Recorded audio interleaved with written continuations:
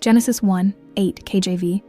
And God called the firmament heaven, and the evening and the morning were the second day. Genesis 1:8 concludes day 2 of creation and adds several vital truths to what God is doing in the opening chapter of the Bible. 1. God called the firmament heaven. On day 2, verses 6-8, God has just created the firmament, the expanse or vault that separates the waters below from the waters above.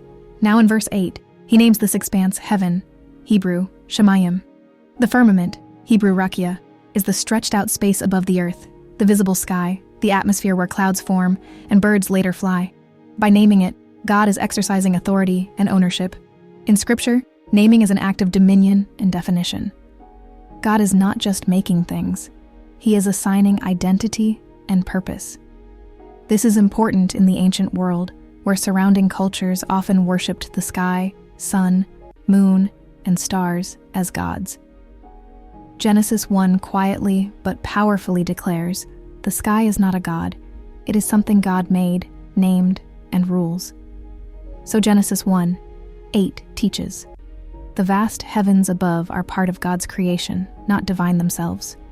The order and beauty of the sky point to a designer, not to a pantheon of sky gods. 2. What heaven means in this verse. The Bible uses heavens in more than one sense, and this verse focuses on the physical sky. Here in Genesis 1:8, heaven is the visible expanse, clouds, atmosphere, the space above the earth. Elsewhere, heaven can also mean outer space, the realm of sun, moon, and stars. The highest heaven, God's dwelling place. Psalm 11:4. Genesis 1 starts with the cosmic architecture, separating light from dark, day 1, then sky from waters, day 2, preparing the stage for everything that will fill these spaces on later days. 3. Evening and morning were the second day. This repeated phrase structures the entire creation week. Evening and morning mark a complete cycle, what we'd call a day. In Hebrew thinking, the day begins in the evening, a belief still reflected in Jewish practice, where a new day starts at sundown. This refrain shows, God's work is ordered and purposeful. He completes a phase, then marks the day as finished. Time itself is part of God's creation and under His control. Day 2 ends with the sky in place, the waters arranged above and below the firmament, and the creation story ready to move forward to land, seas, and vegetation on day 3. 4. Why day 2 has no explicit, "it was good." Many notice that day 2 is the only creation day where the phrase "God saw that it was good" is not stated before the day closes. Common explanations from commentators include, the work of separating and arranging the waters is completed and affirmed together with the appearance of dry land on day 3, hence the phrase "it was good" appears twice on the third day. The text's focus is on function and structure more than evaluation at this point. The whole goodness of this vertical separation, waters/sky/land, becomes evident once the earth is habitable. Either way, Genesis 1 still clearly presents day 2 as part of God's wise, intentional ordering of creation. 5. Theological and practical significance.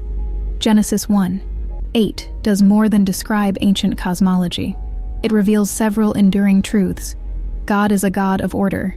He brings structure to what was formless. Day 2 shows Him organizing the environment, creating a breathable, livable world long before humans arrive. God has sovereignty over the heavens. By naming the sky heaven, God claims lordship over what people often fear or worship: the weather, the powers above, the unknown. Nothing up there, storms, stars, fate, is random or divine. All of it is under Him. Creation is purposeful, not accidental. The sequence, light, then sky, then land and vegetation, then lights in the heavens, then creatures, shows careful design. The heavens are given place and name because they serve God's purposes in sustaining life. 6. Application for today. How does Genesis 1:8 speak into modern faith? Against fear of the unknown, whether it's weather, climate, or cosmic events, believers can remember, the God who named the heavens still holds them. Against worship of creation, nature is beautiful and powerful. but it is creation, not creator. Awe at the sky should lead to worship of God, not of the universe itself. For trust in God's order. In a chaotic world, Genesis 1 reminds us that God specializes in bringing order from chaos, both in the physical world and in our lives. In summary, Genesis 1:8 shows God naming and finishing the work of day 2, the sky established, the waters divided, and time marked as the second day. It quietly but firmly proclaims that even the vast heavens above us are works of His hands, under His command, and part of His wise design.